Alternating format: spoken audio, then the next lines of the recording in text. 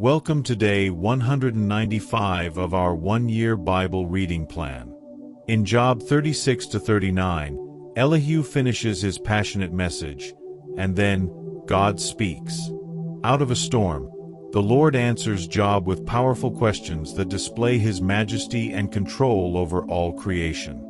Meanwhile, in Acts 22 verses 22 to 30 and 23, 1 to 11, Paul defends himself before the Sanhedrin, boldly declaring his faith and causing division between the Pharisees and Sadducees. Let's dive in. Job chapter 36. Elihu continued, "Bear with me a little longer, and I will show you that there is more to be said in God's behalf. I get my knowledge from afar. I will ascribe justice to my Maker. Be assured that my words are not false. One who has perfect knowledge is with you. God is mighty, but despises no one. He is mighty and firm in his purpose. He does not keep the wicked alive, but gives the afflicted their rights. He does not take his eyes off the righteous. He enthrones them with kings and exalts them forever. But if people are bound in chains, held fast by cords of affliction, he tells them what they have done, that they have sinned arrogantly. He makes them listen to correction and commands them to repent of their evil. If they obey and serve him, they will spend the rest of their days in prosperity and their years in contentment. But if they do not listen, they will perish by the sword and die without knowledge. The godless in heart harbor resentment. Even when he fetters them, they do not cry for help. They die in their youth, among male prostitutes of the shrines. But those who suffer he delivers in their suffering. He speaks to them in their affliction. He is wooing you from the jaws of distress to a spacious place free from restriction, to the comfort of your table laden with choice food. But now you are laden with the judgment due the wicked. Judgment and justice have taken hold of you. Be careful that no one entices you by riches. Do not let a large bribe turn you aside. Would your wealth or even all your mighty efforts sustain you so you would not be in distress? Do not long for the night, to drag people away from their homes. Beware of turning to evil, which you seem to prefer to affliction. God is exalted in his power. Who is a teacher like him? Who has prescribed his ways for him, or said to him, "You have done wrong"? Remember to extol his work, which people have praised in song. All humanity has seen it. Mortals gaze on it from afar. How great is God, beyond our understanding. The number of his years is past finding out. He draws up the drops of water, which distill as rain to the streams. The clouds pour down their moisture and abundant showers fall on mankind. Who can understand how he spreads out the clouds, how he thunders from his pavilion? See how he scatters his lightning about him, bathing the depths of the sea.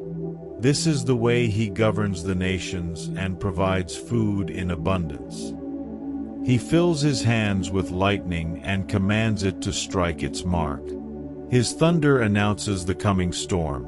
Even the cattle make known its approach. Job chapter 37. At this my heart pounds and leaps from its place. Listen. Listen to the roar of his voice, to the rumbling that comes from his mouth. He unleashes his lightning beneath the whole heaven and sends it to the ends of the earth. After that comes the sound of his roar. He thunders with his majestic voice. When his voice resounds, he holds nothing back. God's voice thunders in marvelous ways. He does great things beyond our understanding. He says to the snow, "Fall on the earth," and to the rain shower, "Be a mighty downpour."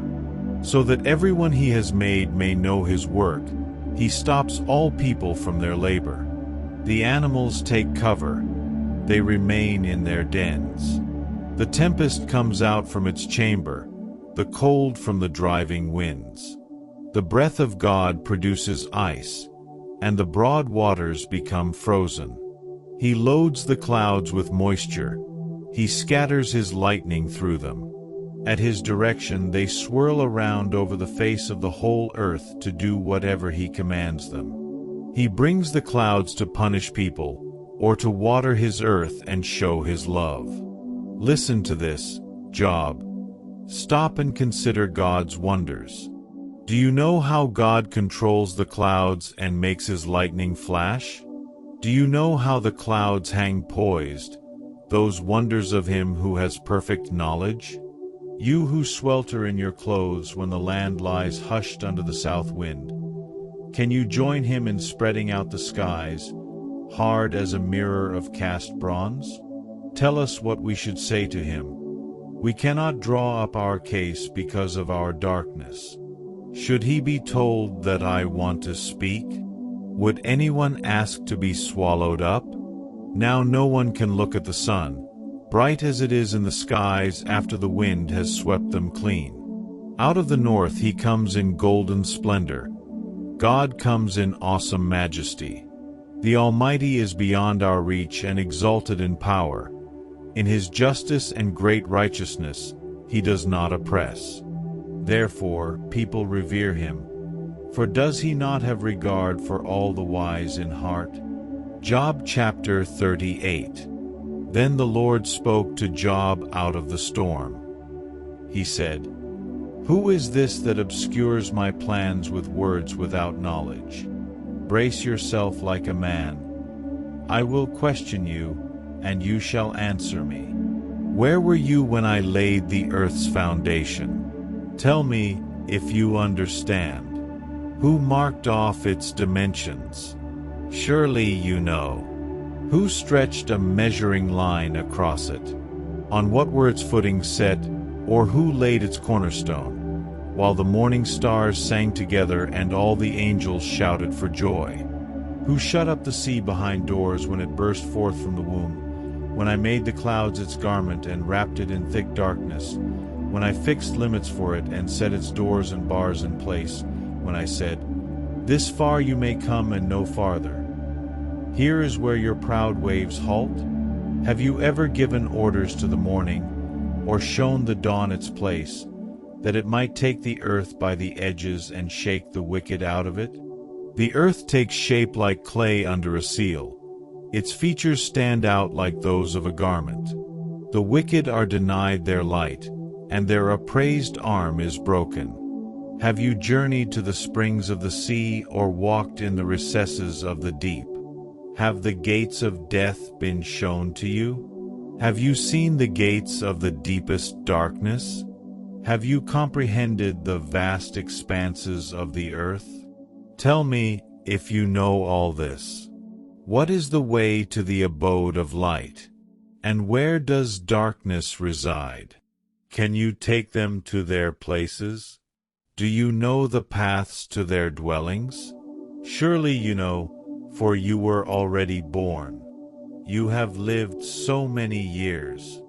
Have you entered the storehouses of the snow, or seen the storehouses of the hail, which I reserve for times of trouble, for days of war and battle? What is the way to the place where the lightning is dispersed, or the place where the east winds are scattered over the earth? Who cuts a channel for the torrents of rain, and a path for the thunderstorm, to water a land where no one lives, an uninhabited desert, to satisfy a desolate wasteland and make it sprout with grass? Does the rain have a father?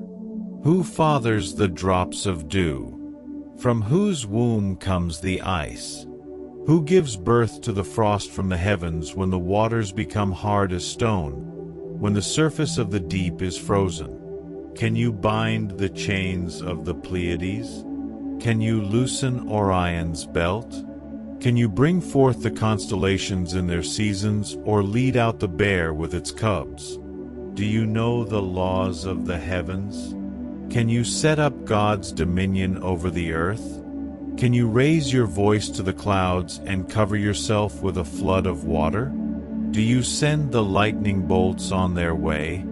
Do they report to you, Here we are? Who gives the ibis wisdom or gives the rooster understanding? Who has the wisdom to count the clouds? Who can tip over the water jars of the heavens when the dust becomes hard and the clods of earth stick together? Do you hunt the prey for the lioness and satisfy the hunger of the lions when they crouch in their dens or lie in wait in a thicket? Who provides food for the raven when its young cry out to God and wander about for lack of food? Job chapter 39. Do you know when the mountain goats give birth? Do you watch when the doe bears her fawn? Do you count the months till they bear? Do you know the time they give birth? They crouch down and bring forth their young. Their labor pains are ended. Their young thrive and grow strong in the wilds. They leave and do not return. Who let the wild donkey go free? Who untied its ropes?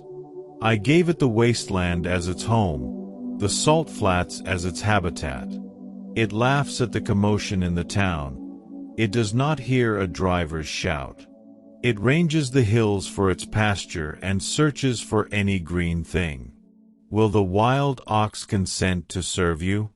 Will it stay by your manger at night? Can you hold it to the furrow with a harness? Will it till the valleys behind you? Will you rely on it for its great strength? Will you leave your heavy work to it? Can you trust it to haul in your grain and bring it to your threshing floor? The wings of the ostrich flap joyfully, though they cannot compare with the wings and feathers of the stork.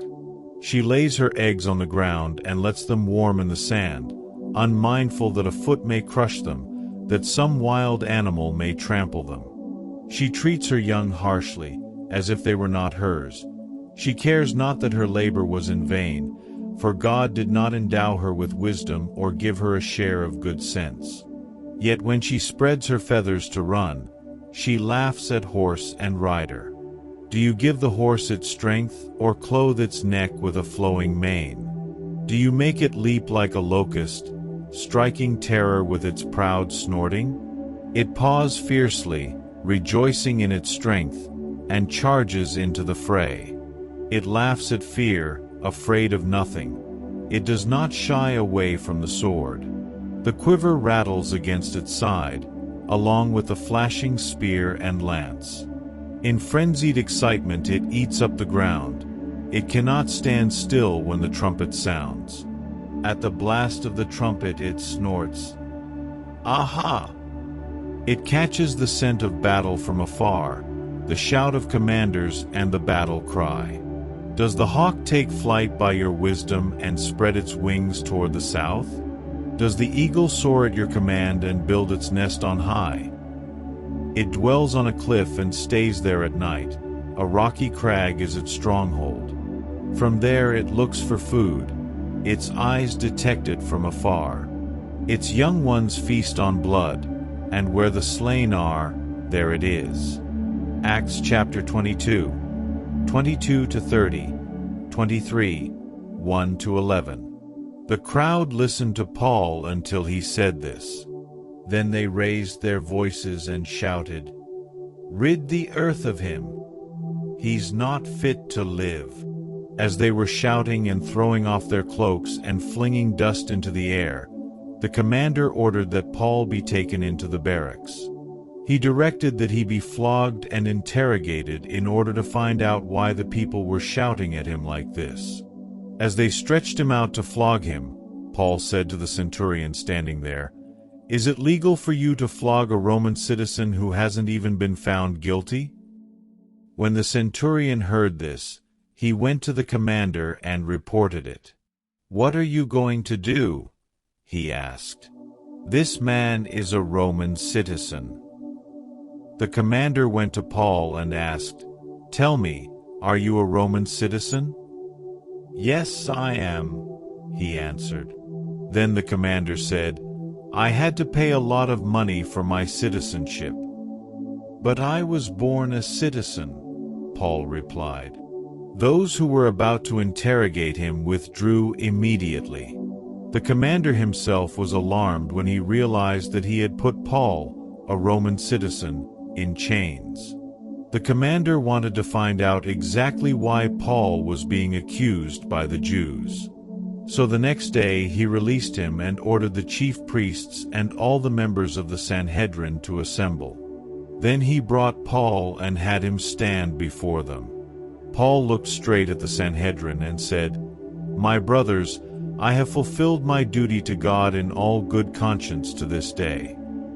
At this the high priest Ananias ordered those standing near Paul to strike him on the mouth. Then Paul said to him, "God will strike you, you whitewashed wall. You sit there to judge me according to the law, yet you yourself violate the law by commanding that I be struck." Those who were standing near Paul said, "How dare you insult God's high priest?" Paul replied, "Brothers, I did not realize that he was the high priest, for it is written, 'Do not speak evil about the ruler of your people.'" Then Paul, knowing that some of them were Sadducees and the others Pharisees, called out in the Sanhedrin, "My brothers, I am a Pharisee, descended from Pharisees. I stand on trial because of the hope of the resurrection of the dead." When he said this, a dispute broke out between the Pharisees and the Sadducees, and the assembly was divided. The Sadducees say that there is no resurrection, and that there are neither angels nor spirits, but the Pharisees believe all these things. There was a great uproar, and some of the teachers of the law who were Pharisees stood up and argued vigorously. "We find nothing wrong with this man," they said. "What if a spirit or an angel has spoken to him?" The dispute became so violent that the commander was afraid Paul would be torn to pieces by them. He ordered the troops to go down and take him away from them by force and bring him into the barracks. The following night the Lord stood near Paul and said, "Take courage. As you have testified about me in Jerusalem, so you must also testify in Rome." Thank you for joining today's Bible reading. Let's stand in awe of God's greatness and be bold like Paul in every situation. His power and presence are with us, just like they were with Job and Paul. See you tomorrow.